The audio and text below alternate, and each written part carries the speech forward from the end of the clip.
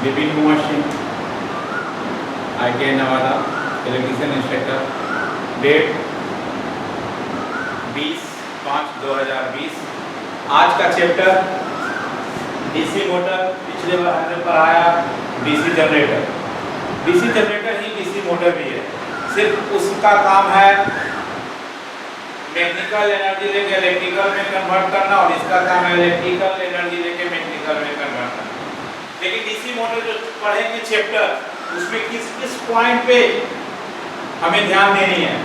DC motor principle, DC motor का क्या क्या प्रिंसिपल है, working of DC motor, DC motor क्या कार्य करता है, sanctification of the EMF, back EMF इसका क्या है, importance of back EMF, classification of DC motor, DC series motor, problem based of DC shunt motor, basis for DC shunt generator, torque equations, speed torque equation, ये सभी पे हम लोग आज DC motor के लिए बातें करेंगे। अब चलिए हम लोग चलते हैं DC motor. DC motor next.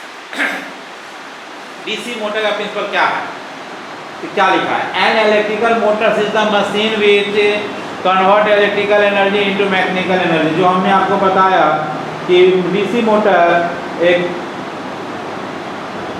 Electrical energy लेके मैकेनिकल एनर्जी में इसे कन्वर्ट करता है। और इसका प्रिंसिपल क्या है, when current carrying conductor place in magnetic field the conductor experiences a force tending to move it and it is direction in given by Fleming left hand rule। आपने generator पढ़ा था तो वह फ्लेमिंग के right hand rules पे काम करता है, और मोटर फ्लेमिंग के लेफ्ट हैंड रूल पे काम करता है। इसका कुछ वीडियो क्लिप देखें आप लोग।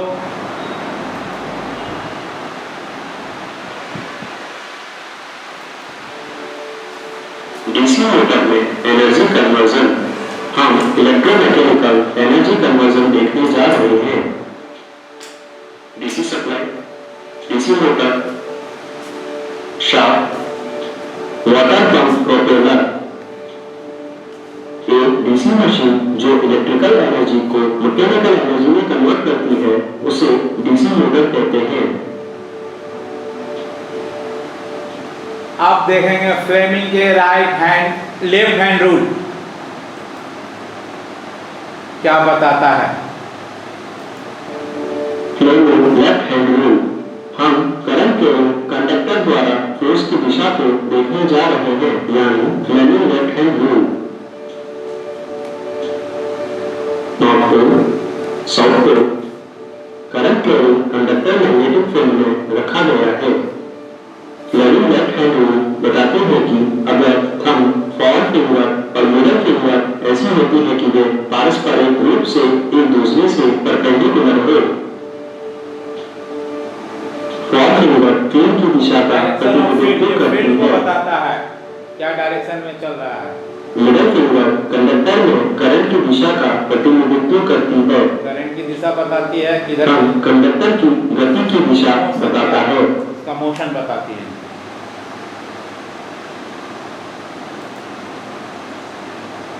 देखिए फ्लेमिंग के लेफ्ट हैंड रूल, अंगूठा कंडक्टर का मोशन, करंट, फील्ड को दर्शाया जाता है। इसी तरह लिखा हुआ है the parts and construction of DC motor same as the DC generator. जो मैंने पहले ही बोला, जो आपको डीसी जनरेटर पढ़ाया गया था वही सेम डीसी मोटर का ही फंक्शन है, लेकिन सिर्फ उसमें आपने यहाँ दे रहा है प्रिंसिपल ऑफ ऑपरेशन मोटर से एक्शन।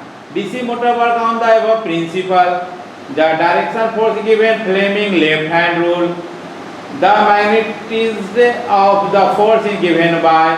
आप डीसी मोटर और डीसी जनरेटर की संरचना का एक वीडियो क्लिप आप देखिए, आप कंफर्म हो जाइएगा कि यह क्या है। डीसी जनरेटर का निर्माण, एक छोटी डीसी मशीन का एक एक्सप्लोडेड दृश्य दिखाया गया है।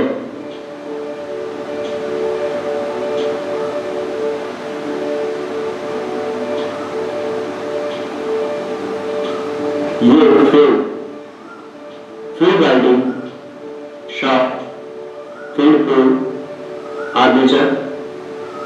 आर्मेचर कंडक्टर, बेयरिंग,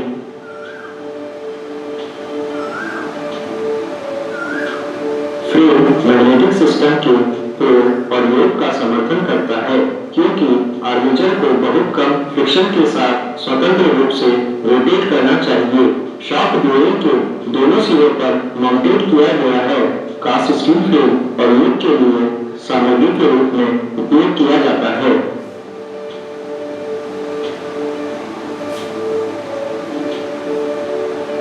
फ्रेम दोनों सिरों पर दो एंड कवर से बंद है। एंड कवर बेयरिंग का समर्थन करता है। आप दाईं ओर चल रहे फ्रेम या लूप देख सकते हैं।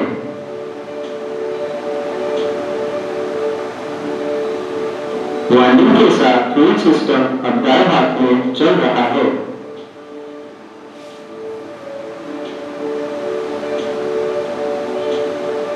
ये फ्रेम कम्यूटेटर डीसी वोल्टेज में इंड्यूस एसी वोल्टेज को परिवर्तित करने के लिए मशीन का मुख्य तत्व है। ब्रश कम्यूटेटर की सतह पर रेस्ट करते हैं। लोड कंडक्टर रोटर पर स्थित आर्मेचर स्लॉट है। Field pole, field winding,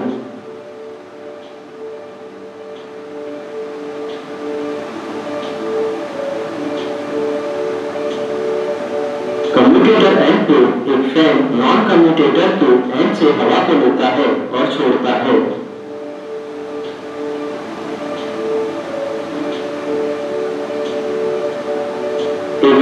system को उसकी जगह पर रखा जाता है। मशीन दोनों एंड पर बॉल बेयरिंग को नियोजित करता है। यह फील्ड सिस्टम का समर्थन करने के लिए मूव करता है। एंड कवर पूरी तरह से ठोस है। उनमें वेंटिलेशन के लिए सुराख है।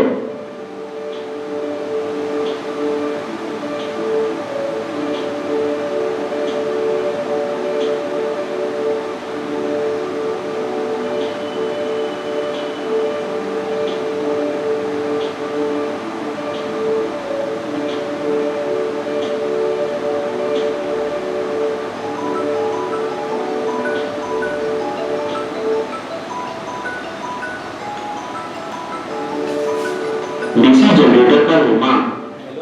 एक छोटी डीसी मशीन का एक एक्सप्लोडेड दृश्य दिखाया गया है।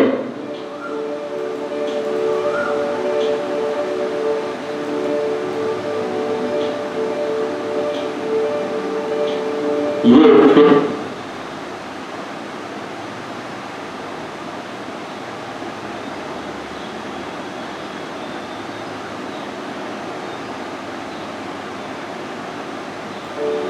वाइंडिंग।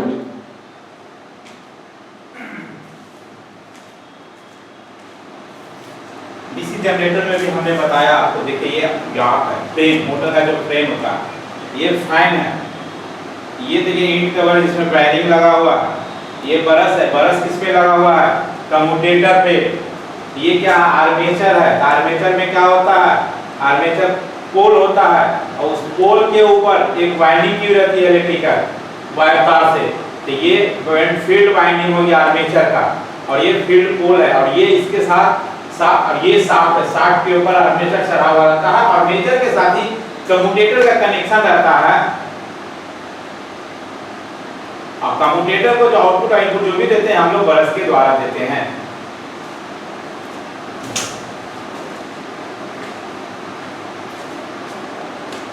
चलिए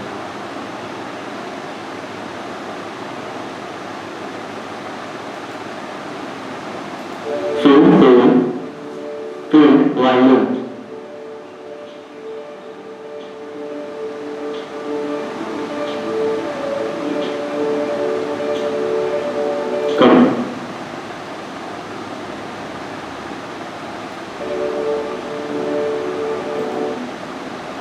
प्रिंसिपल ऑफ ऑपरेशन। मोटर का क्या ऑपरेशन है? Where current carrying conductor places magnetic field and mechanical force is product on the conductor. DC motor work on the above principle. The direction of force is given by Fleming left hand rule. The magnitude of the force is given by where? F मतलब force in newton. B magnetic flux density in weber per metre square. I current in ampere. L length of the conductor in metre में। To understand the principle of operation DC motor, let us consider as a two-pole motor. अब यहाँ दिया हुआ है the mechanical force of current carrying conductor is magnetic field. Magnetic field का magnetic field का mechanical force current carrying conductor. तो क्या step 8 में है direction of main flux. Direction of main flux इसका वीडियो क्लिप देखें तो समझ सकते हैं आप।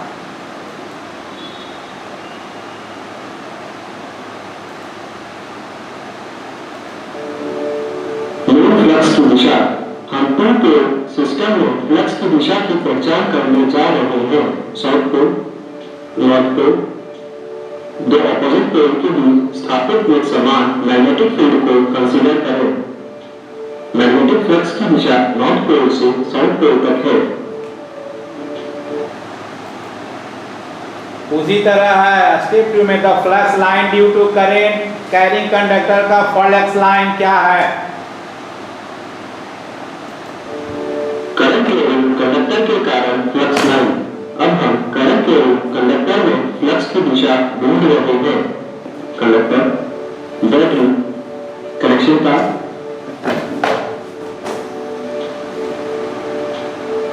राइट हैंड थंब रूल या कॉर्क स्क्रू रूल लागू करके करंट लेवल कंडक्टर के कारण फील्ड की दिशा घड़ी की दिशा में होती है जब करंट ऑब्जर्वर से दूर रहता है।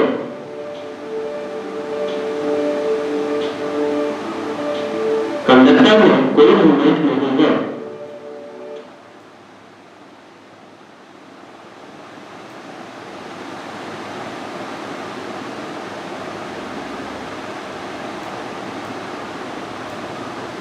तीसरा direction of the force due to forward current.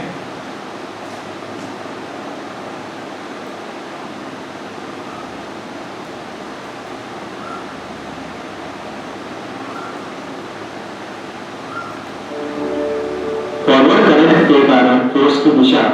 हम मैग्नेटिक फील्ड में करंट के कंडक्टर के प्रभाव को देखने जा रहे हैं। North pole, south pole, uniform main flux.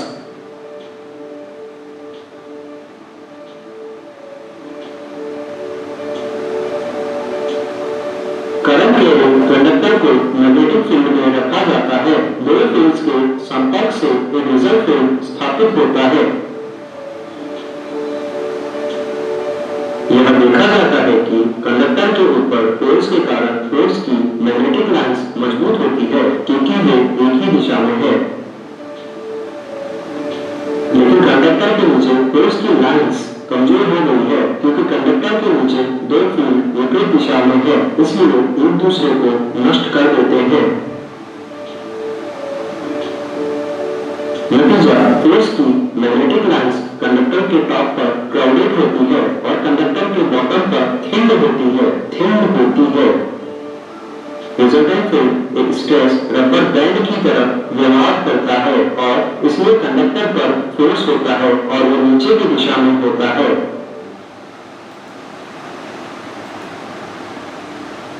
अब देखिए working of DC motor. DC motor किस पे कार्य करती है। तो when terminal of DC motor और conductor of the DC supply source the field magnet and access developing alternator north and south pole। DC motor connect DC supply source, इसको motor को DC source supply से connect किया जाता है और इसका magnetic excited जो होता है जो developing alternate north and south pole के द्वारा होता है। एक current also flow through brushes into commutator segment of the armature. Armature के कॉइल पर जो कम्यूटेटर लगाता है उसी के द्वारा करंट ऑल्सो फ्लो करता है। फ्लो इसमें दिया है तो दिखाया हुआ है। The current also set up a strong magnetic field armature conductor under N pole and assemble to carry current downward Armature conductor under S pole, south pole carry current upward.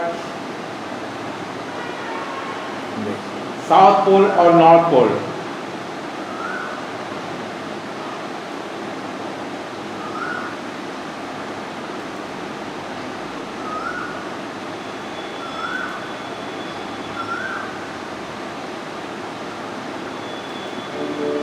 DC shunt motor का कार्य सिद्धांत। यहाँ animation DC shunt motor के armature और field system के cross sectional view को दिखाता है।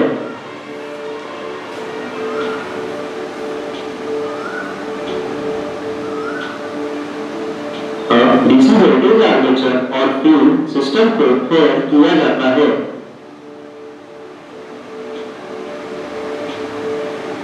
येलो एरो कंडक्टर में करंट प्रवेश को इंडिकेट करते हैं। पहले एरो आर्मेचर कंडक्टर में करंट के निकलने को इंडिकेट करते हैं। क्रॉस एंटरिंग करंट को इंडिकेट करता है, जबकि डॉट लीविंग करंट को इंडिकेट करता है। कॉर्क स्क्रू रूल के अनुसार एंटरिंग करंट घड़ी की दिशा में रोटेटिंग फील्ड बनाता है और लीविंग करंट एंटी क्लॉक दिशा में रोटेटिंग फील्ड उत्पन्न करता है। फील्ड कॉइल में बहने वाला करंट दो पॉल्स के बीच एक मैग्नेटिक फील्ड पैदा करता है। अब हम मूल फ्लक्स और आर्मेचर के बीच इंटरेक्शन देख सकते हैं। एक कंडक्टर ए द्वारा उत्पादित रोटेटिंग फ्लक्स का लेफ्ट हाफ एंड पोल के नीचे मेन फ्लक्स को कैंसिल कर देता है। रोटेटिंग फ्लक्स का राइट हाफ मेन फ्लक्स का सहायक होता है, इसलिए एन पोल के दाईं ओर की तरफ फ्लक्स लाइंस क्राउडेड है। कंडक्टर बी में रोटेटिंग फ्लक्स का राइट हाफ एस पोल के नीचे मेन फ्लक्स लाइंस का विरोध करता है और रोटेटिंग फ्लक्स के लेफ्ट हाफ एस ध्रुव के नीचे मेन फ्लक्स का सहायक होता है। इसलिए एस पोल के राइट हाफ में फ्लक्स लाइंस थिन होती है और एस पोल के लेफ्ट हाफ में फ्लक्स लाइंस क्राउडेड होती है। अब क्राउडेड फ्लक्स लाइंस एक स्ट्रेच रबर बैंड की तरह कार्य करती है। फ्लक्स लाइंस आर्मेचर कंडक्टर को एंटी क्लॉक दिशा में पुल करने के लिए टेंस रहती है।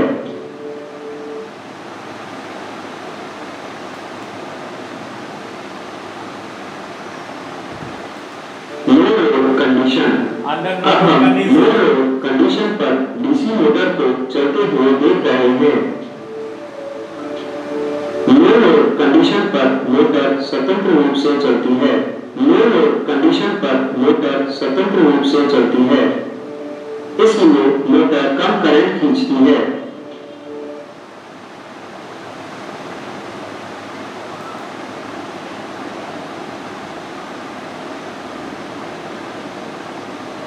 Full load condition. अब हम फुल लोड कंडीशन पर डीसी मोटर को चलते हुए देख रहे हैं। जब मोटर लो हो जाती है तो आर्मेचर एकदम धीमा हो जाता है। जैसे बैक ईएमएफ मिलता है, मोटर ज्यादा करंट खींचता है। बढ़ता करंट ड्राइविंग टॉर्क को बढ़ाता है और मोटर को तेज करने का कारण बनता है। फुल लोड कंडीशन में मोटर की गति और बैक ईएमएफ कम हो जाता है। आर्मेचर करंट यानी आईए बढ़ता है। ड्राइविंग टॉर्क टीडी इसका लोड टॉर्क यानी टीएल।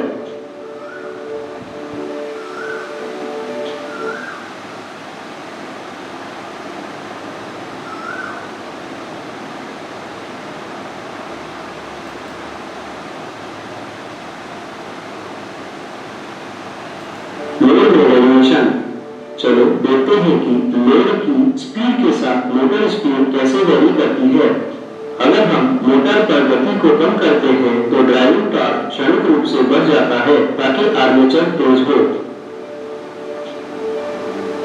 जैसे ही गति बढ़ जाती है, बैक ईएमएफ गिर जाती है और आर्मेचर कम हो जाता है। इसलिए जब तक ये ड्राइविंग लोड टॉर्क के बराबर ना हो तब तक मोटर गतिशील हो जाती है।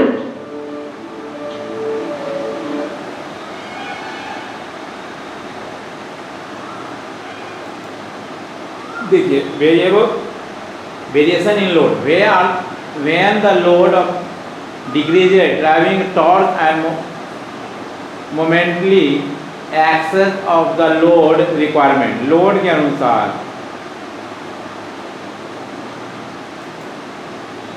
अब आई classification of DC motor. DC motor को कितने वर्गों में बांटा गया है? जिस तरह आपको बताया गया था डीसी जनरेटर को, उसी तरह डीसी मोटर को भी है separately excited DC motor, self excited DC motor है। तो सेपरेटली एक्साइटेड डीसी मोटर और सेल्फ एक्साइटेड डीसी मोटर दो पार्ट। तो सेल्फ एक्साइटेड डीसी मोटर के भी तीन पार्ट होते हैं, सीरीज मोटर, शंट मोटर और कंपाउंड मोटर। कंपाउंड मोटर के भी दो part, long shunt compound, short shunt compound. अब देखिए separately excited DC motor,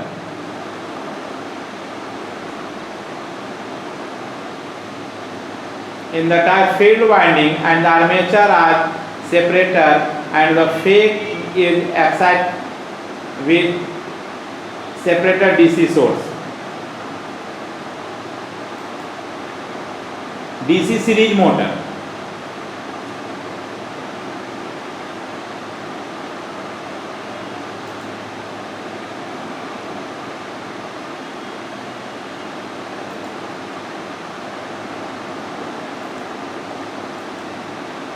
DC series motor. हम डीसी सीरीज मोटर के बारे में जानने जा रहे हैं।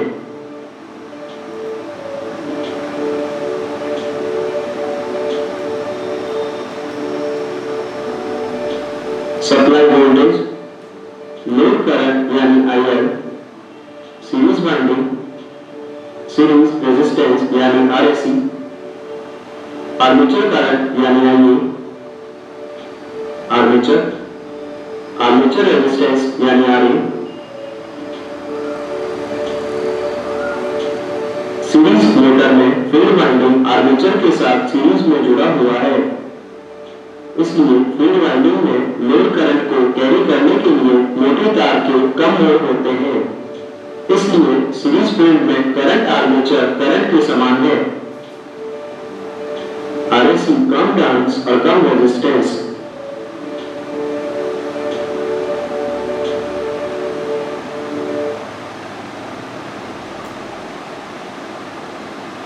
इसमें भी वही बताया गया। ऊपर में देखिए, in series motor the field winding connect in series with armature, field winding has a small number of term, come term के और थिकनेस कॉपर कंडक्टर और मोटे तार और कम लपेट के होते हैं। The value of the series field resistance is very low, उसका सीरीज फील्ड का रेजिस्टेंस बहुत ही कम होता है।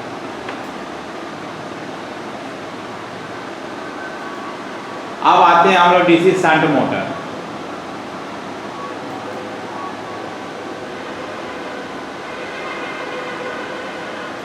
DC shunt motor. हम डीसी शंट मोटर के बारे में जानने जा रहे हैं।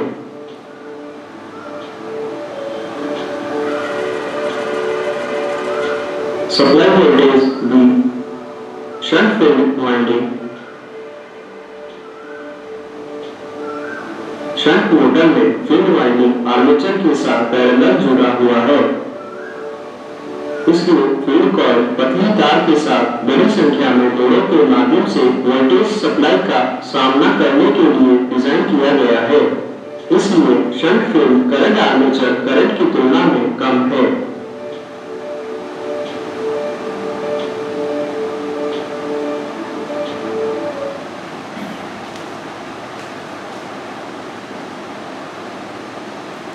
देखिए इसमें दिया the in shunt motor the field winding connect across armature with as the supply voltage. Supply voltage के अक्रॉस शंट फील्ड आर्मेचर के पैरेलल में होता है। शंट फील्ड वाइंडिंग है large number of turns and a small cross sectional area. Shunt field का winding पतले तार और अधिक टर्न्स वाले होते हैं। The value of the armature resistance are very small, इसका रेजिस्टेंस बहुत ही कम होता है और shunt field resistance is equal large. अब आते हैं हम लोग DC compound motor. This type का motor has both series and shunt field winding. DC compound motor में सीरीज और शंट फील्ड दोनों रहते हैं।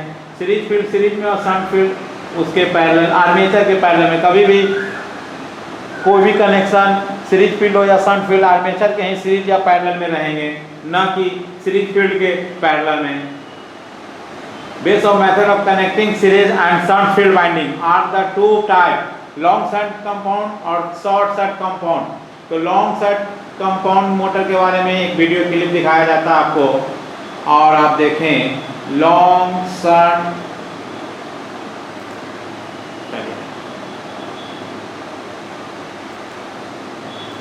Long shunt compound motor. हम लॉन्ग शंट कंपाउंड मोटर के बारे में जानने जा रहे हैं। Shunt field winding, series field winding, armature, supply voltage V। इस मोटर में शंट फील्ड वाइंडिंग दोनों आर्मेचर और सीरीज फील्ड वाइंडिंग दोनों के साथ जुड़ा हुआ है।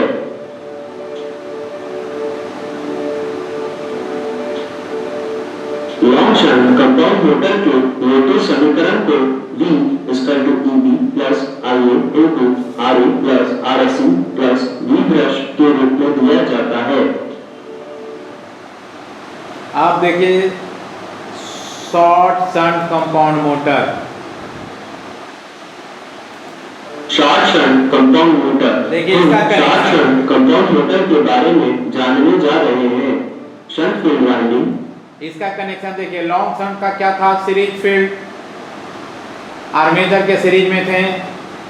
अभी आ गए आप short shunt compound generator, armature, series field winding दोनों के सीरीज इस में। टाइप में शंट फील्ड वाइंडिंग आर्मेचर से जुड़ा हुआ है और सीरीज फील्ड वाइंडिंग इस संयोजन के साथ सीरीज में जुड़ा हुआ है। Supply voltage V।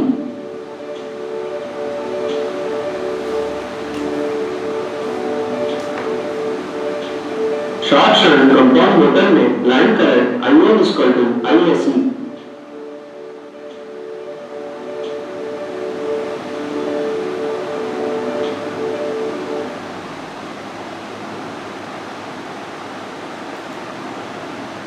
Torque equation क्या है? Torque condition pulley of radius metre except up to by the circumference force F Newton's left।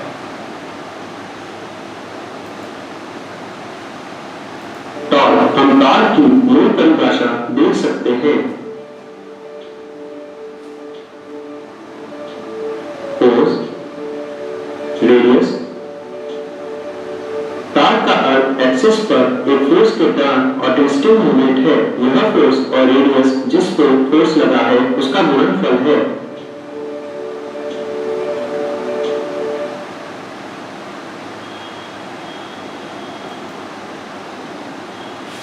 देखिए टॉर्क ऑन व्हील का रेडियस न्यूटन, ये फोर्स और टॉर्क ये साथ।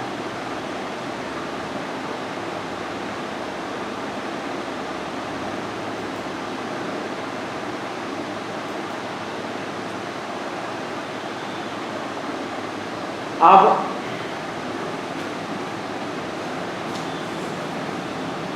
इसमें डीसी मोटर और डीसी जनरेटर का मेन मुद्दा स्टार्टर। आप डीसी मोटर को स्टार्ट कैसे करेंगे? डायरेक्ट लाइन देके तो नहीं, लाइन देके भी चालू कर सकते हैं, लेकिन डीसी मोटर को स्टार्ट करने के लिए यहाँ सबसे पहले दिया हुआ है necessity of starter. 2 point starter होते हैं, 3 पॉइंट स्टार्टर होते हैं। Function of no volt coil उसका होता है। एक्शन ऑफ ओवरलोड रिलीज होता है। स्पीड कंट्रोल करने के लिए होता है। 4 पॉइंट स्टार्टर होता है। मेंटेन सर्विस एंड प्रोवाइड और DC motor starter 3 point and 4 point starter.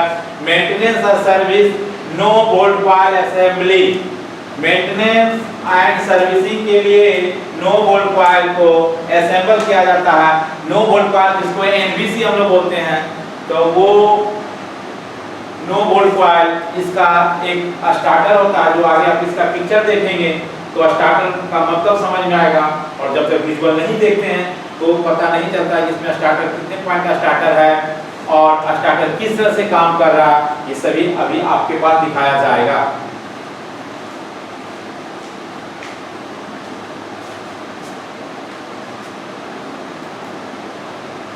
अब आते हैं हम लोग स्टार्टर, बताया गया स्टार्टर कितने तरह के। अब आते हैं 2 पॉइंट स्टार्टर। क्या जो this connect and flowing component, the series resistance required a straight a motor, the connect brass everything are required include exclude। ये देखिए 2 पॉइंट स्टार्टर है।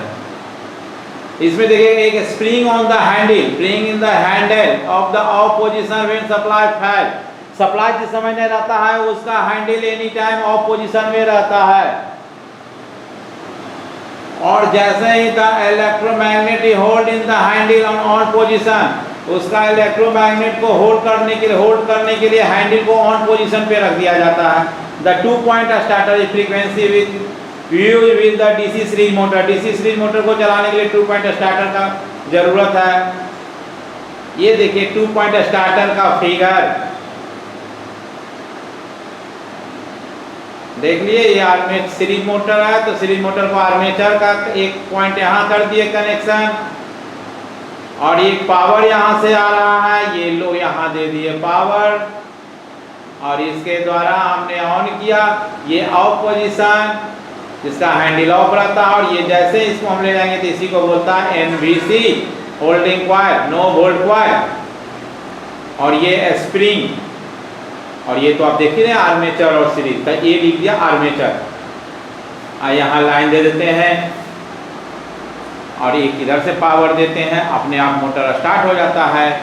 और मोटर को अब सीरीज मोटर को स्टार्ट करने के लिए डायरेक्ट हम लोग स्टार्ट नहीं करके उसको स्टार्टर के द्वारा स्टार्ट करते हैं। जैसे जैसे हम स्टार्टर का हैंडल को अप की तरफ ले जाते हैं, अवसर से उसका रेजिस्टेंस घटते जाता है और मोटर का स्पीड बढ़ते जाता है।